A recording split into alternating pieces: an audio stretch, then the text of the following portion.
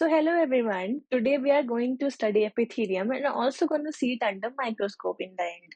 So starting with what actually epithelium is. Our body is made up of four basic tissues and these are epithelium, connective tissue, muscles and neuronal tissue. So epithelium is actually a layer of cell that cover outer surface of your body or lines tubular structure and cavities of our body. Let's understand some of their characteristic features. So they are usually cellular with no or very little intercellular space between two cells.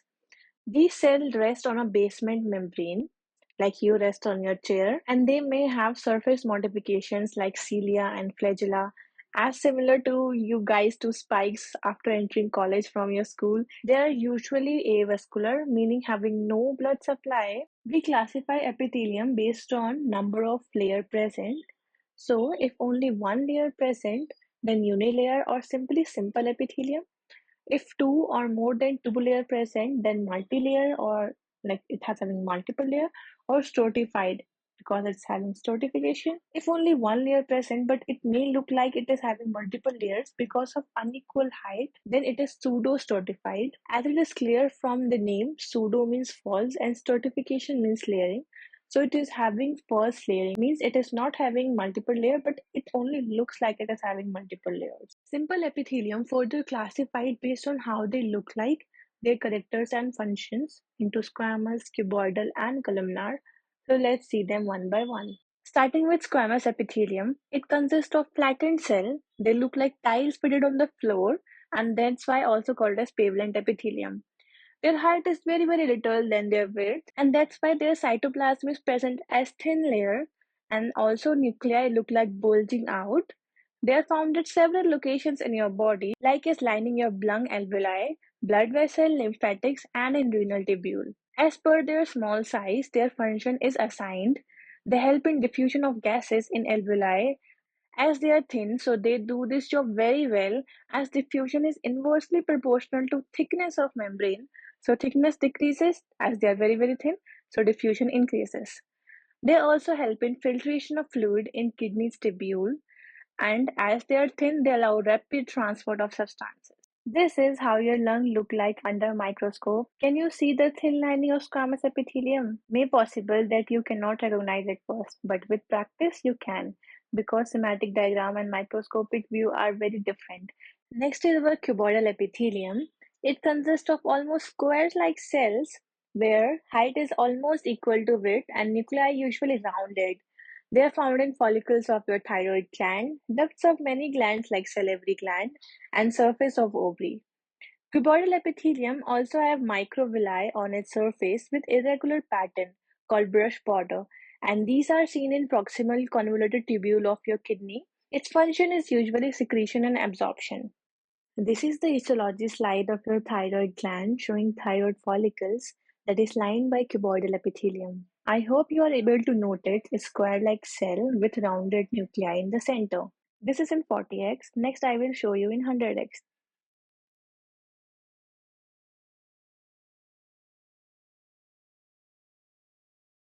Let's see columnar epithelium now. They consist of tall cell with height much more than their width. Their nuclei is elongated and present at the lower half of the cell and also at the same level as the neighboring cell. So all the nuclei are at the same level. We further classify columnar epithelium on the basis of how they look like from their free surface, and this is not just for looks but also plays some specialized role in your body. So we will try to remember it with baby's hair. First one is simple. So nothing special in it. It has no surface appendages. So let's compare it with a bald baby with no hair. And second one, have small microvilli on the cell surface. So let's compare it with small hair of the baby. As the name says, it's micro. Means it is seen under electron microscope only. It is so much small. But with light microscope, you can see it as a striated border like a thin line of microvilli if they are arranged regularly. But if they are not arranged regularly, they are irregular, then they are seen as brush border. As brush is irregular, na? Like from the brush you paint, it's becomes so irregular. So for irregular brush border and for regular one, striated, a small thin line. Third one is ciliated columnar epithelium, as they have cilia on the cell surface. You can compare it with the bit longer hair of the baby, as you can see in the pictures.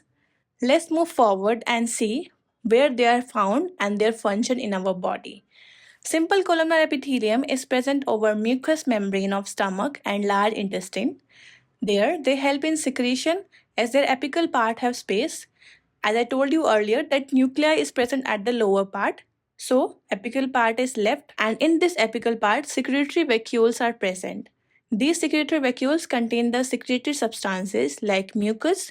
The mucus make it stain very light, and they are called as goblet cell in intestine. Next is columnar cell with microvilli. The striated columnar epithelium is found in small intestine, and the brush border columnar epithelium is found in gallbladder. As you will zoom in, you will find out that from the simple, these villi have increased so much surface area and help in absorption of food from the intestine into the blood vessels. Next, the ciliated columnar epithelium is found in respiratory tract, uterus, fallopian tube, ependyma lining the central canal of spinal cord and ventricles of brain. Cilia help in movement, like moving out substance from one place to another. As in respiratory tract, cilia help in moving out the mucus that accumulate in the bronchi or the dust particle that irritate them towards the larynx, pharynx, and finally out of the body. If excessive mucus is formed in pathological condition, it is brought out as sputum during coughing. And in fallopian tube, the cilia helps out the ova to move towards the uterus. Next is our pseudo-stratified epithelium. So pseudo means false and stratification means layering. So it is not a true certified epithelium, but just appear to be stratified or layered. This epithelium in reality consists of just one layer of cell, but if you look it under microscope, it look like it is 2 or 3 layer. And this is just because of two reasons. One, the cell are of different height, some are tall, some are short or basal, and the nuclei are also at different level. Some are at the apical part, some are at the basal part.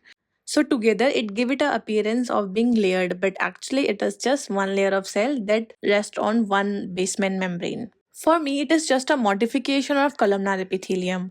So just like columnar epithelium, it is also of three kinds. First, the simple one.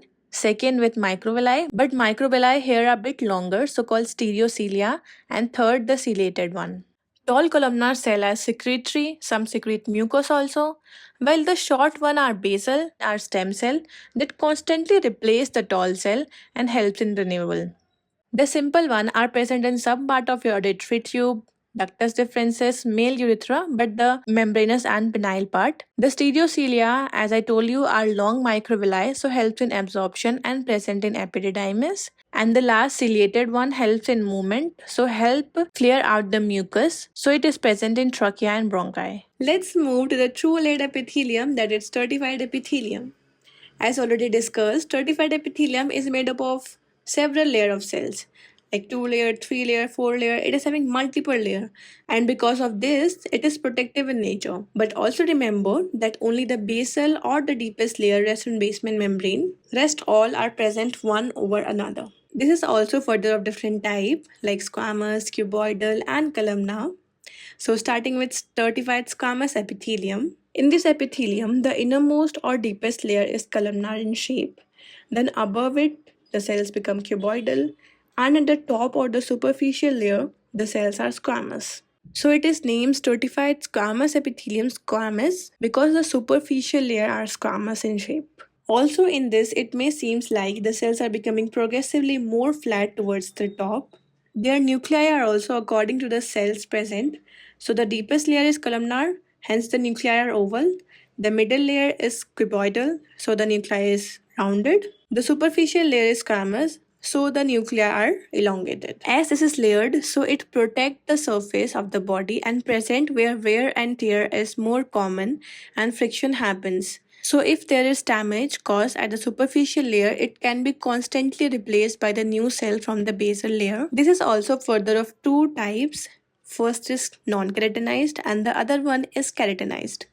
So non-keratinized stratified squamous epithelium is found where surface of the squamous epithelium remain moist and superficial cells are alive.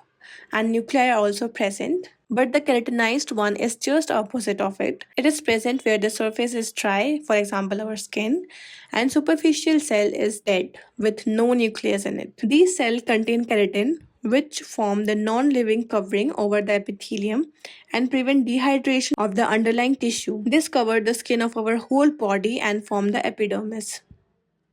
Let's get back to the non-keratinized one. So for understanding the places where it is present, you can think of the food we eat. It is sometimes hot and spicy and sometimes ice cold. So all these cause wear and tear in your mouth. Then tongue that mixes it, and then it goes through the oropharynx and laryngopharynx to the esophagus. So all these places are lined by non-keratinized stratified squamous epithelium to protect all these structures. So our mouth, tongue, oropharynx, laryngopharynx and esophagus all are lined by stratified squamous epithelium. In addition, the vagina and the cornea are also lined by stratified squamous epithelium.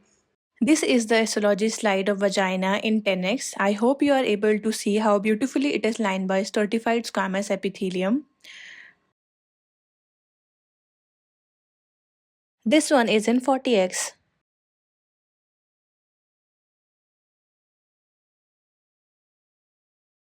Next is stratified columnar or cuboidal epithelium. This epithelium consists of multiple layers of columnar or cuboidal cell.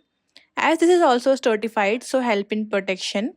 They also help in conducting the secretion of gland. So they are found in large duct of exocrine glands like sweat gland, pancreas and salivary gland. Next is transitional epithelium. This is also a multi-layer, consists of 4 to 6 layers of cells. It differs from stratified squamous epithelium as the surface cells are not squamous, and also the deepest layer in it can be either columnar or cuboidal. Then second layer is of polyhedral or pear-shaped cell, and the toppest of it, the surface cell, umbrella shape. It is present in urinary bladder, and as urinary bladder need to be stretched during filling of urine, so to not lose its integrity, transitional epithelium is present. It helps it to stretch considerably without losing its integrity, and when stretched it appear to be thinner and cell become flattened. Transitional epithelium is found in urinary bladder, part of urethra, renal pelvis and calyx.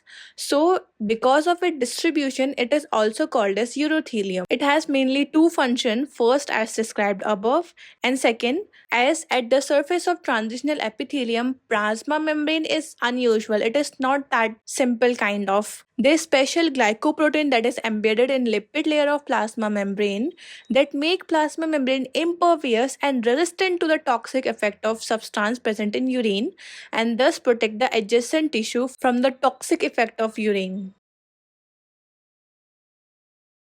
This is the histology slide of ureter showing transitional epithelium.